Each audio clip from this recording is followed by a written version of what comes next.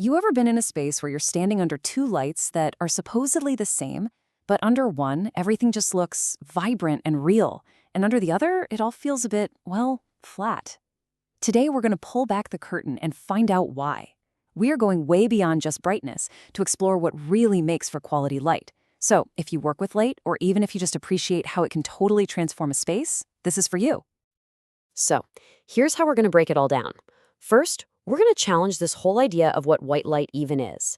Then, we'll dive into some of the basic physics before we start getting our heads around the key metrics you'll see in the industry: CCT, the old classic CRI, and the much, much more powerful TM30.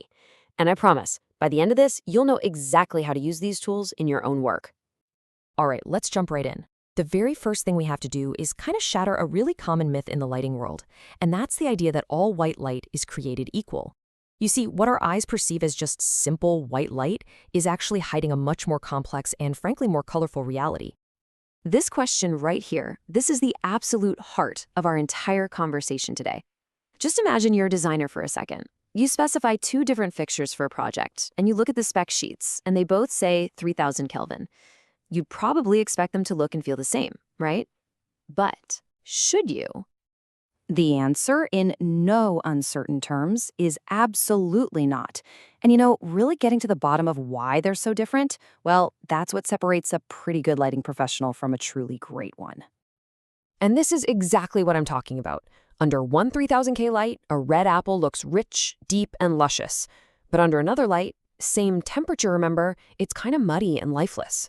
It's this exact problem that made the industry realize, whoa, we need more than just a single number for temperature to describe what light is doing.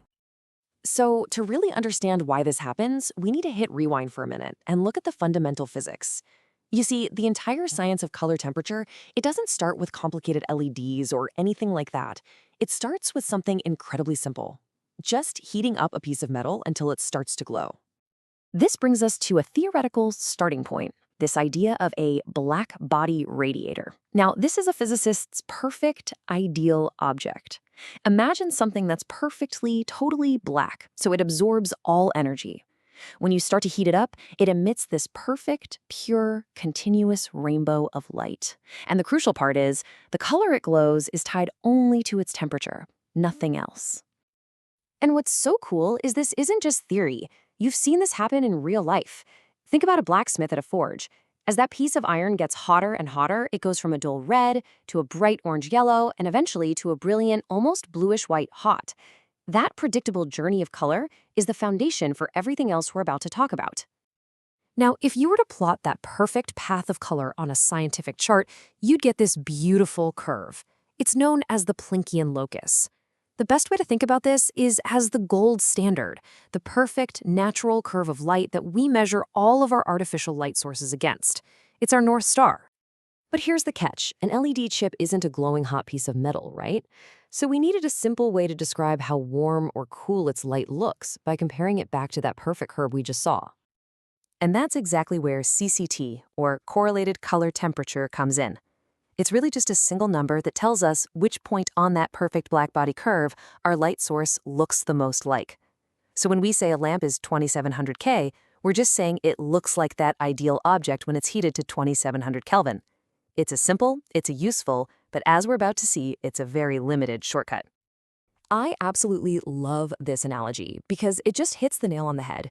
Saying a light source is 3000K is like saying a car is red. Okay, sure, it's a fact, but it tells you nothing about its performance, its horsepower, its handling, its safety features. CCT is just the paint job. It tells you nothing about the engine underneath. Okay, so to try and get a handle on that performance, the industry came up with its first real metric for light quality: the Color Rendering Index, or CRI.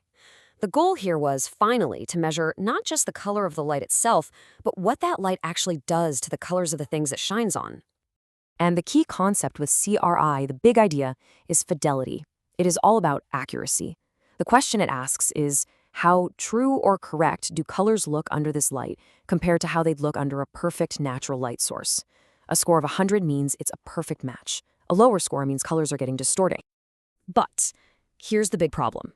CRI was developed way back in the 1960s, and it has some major flaws for today's technology. First off, it only tests 8 pale pastel colors. It completely ignores deep, saturated colors, like a vibrant red or a rich blue.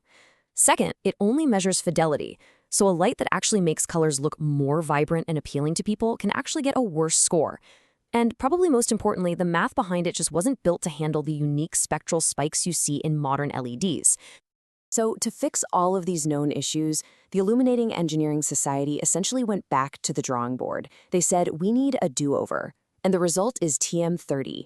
And listen, this isn't just a simple update. It's a fundamentally different and way more complete method for measuring color, built from the ground up for the lighting we use today.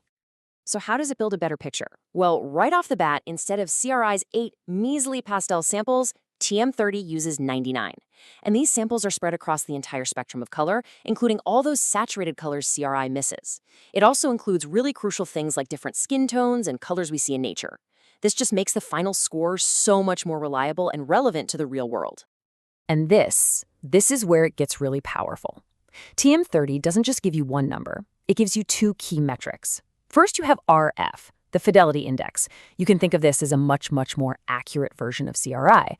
But then, and this is the game changer, it adds RG, the gamut index. This tells you if a light source is making colors more saturated or less saturated. For the first time, we can tell if a light is washing colors out or making them really pop. And on top of those 2 numbers, TM30 gives us this incredibly useful visual tool, the color vector graphic. It's basically a map that shows you exactly what a light source is doing to color. You can see at a glance if it's shifting your reds towards orange or if it's desaturating your greens. For a designer who really, truly cares about color, this level of detail is a dream come true. Okay, so we've got all this incredible data, we've got RF, RG, these cool graphics. The most important question is, what do we do with it? Well, understanding these metrics is what lets us stop just picking lights and start designing with real, genuine intent. This table really pulls it all together, doesn't it? We started our journey with CCT, a super simple measure of warm or cool. Then we moved to CRI, the industry's first attempt at measuring fidelity, but one that's really outdated now. And that brings us to TM30, which gives us the full toolkit, an accurate fidelity score with RF, a saturation score with RG, and the graphics to see it all in action. So here's your new design playbook. Step 1. Stop specifying lights based on CCT alone. Please, just think of it as the starting point. Step 2. Always ask for the full data sheet and make sure it has a TM30 report. Step 3. Look at RF and RG together to match the light to the application's goal. For example, a high-end retail store might actually want an RG over 100 to make their products pop. A museum, on the other hand, will want an RF as close to 100 as possible for perfect historical accuracy. And finally, step 4. Use this complete picture to design spaces that aren't just lit, but that are genuinely better for the people who use them. And that really brings us to our final thought. We've journeyed from a single, simple number to a complete diagnostic toolkit for light. The conversation in our industry is no longer just about making things bright enough to see, it's about defining the exact visual experience we want to create. So the real question I want to leave you with is, now that you have these tools, how will you use them to shape the world that you illuminate?